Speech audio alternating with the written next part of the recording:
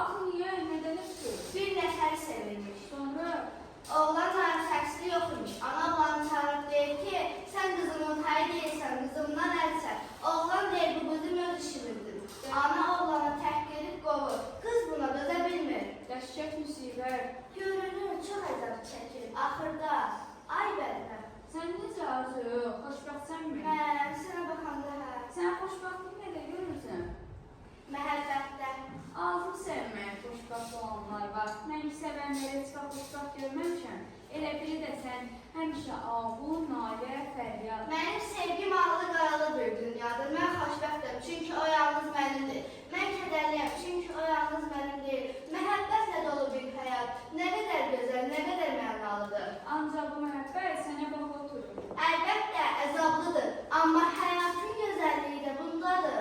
Düz demirsən Arzu, əzabın niyə göz ola bilər axı? Bəs rahatlığın, sakitçiliyin, məlahət, həyatda nəyinsə əzabını çəkmədi. Nəyisə üçün yanıb yaxılmam, o nə həyatdır? Buyur, elə sənin həyatı, sizə çatışmayan nədir? Tək sevir övlad. Xoşbəxtlik üçün övlad çox azdır. Sizə çatışmayan başqa şeydir, bacım. Nədir? Çırpıntı, həyəcan, kədər, sevinç, başqasının dərdində qalmaq. Siz otaqlarınızda o qədər qapanmışsınız ki, qapı bir qonşunuzun müsibətindən belə xəbəriniz yoxdur. Qulaq dicliyir, rahatlıdır, hər şeylə üstün tutursunuz. Nəysə, gedirsən? Məlahət divardakı şaşına baxıb düşünür. Birdən dərşmə evin qapısına asır. Üzünü otağa tutdu. Şükür, yatdığın bəsdir, dur. Şükür bəy görünür. Nə olub, yanğındır, yoxsa sevgili? Onun Paşazadənin qızı özünü zəhərləyir, deyin seçən onlara. Hansı Paşazadə, qonşumuz? Hə, Yox, xaşı. Niyə zəhərləyir? Vay sənin, axı zökəmən. İşin yoxdur, işin döşəmdir.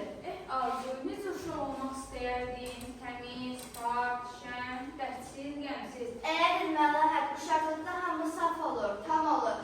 Amma böyüdükcə haçalanırıq, ikiləşirik. Pis bir söz deyil, ağıl ayrı söz, tamaq başqa söz, vicdan isə ayrı söz. Mən olsaydım bunu iki rəngli çəkərdim.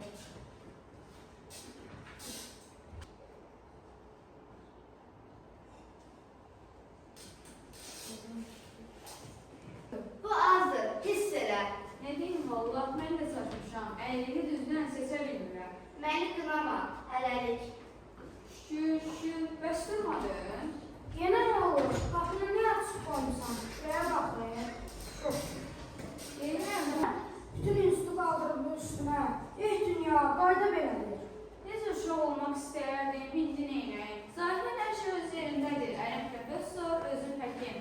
Yayları gözəl kurortlarda, qışlanı geniş otaqlarımızda, Kislovskilə tutmuş Karlovlarıya qədər gəzmişik. Bəs indi nə istəyirəm?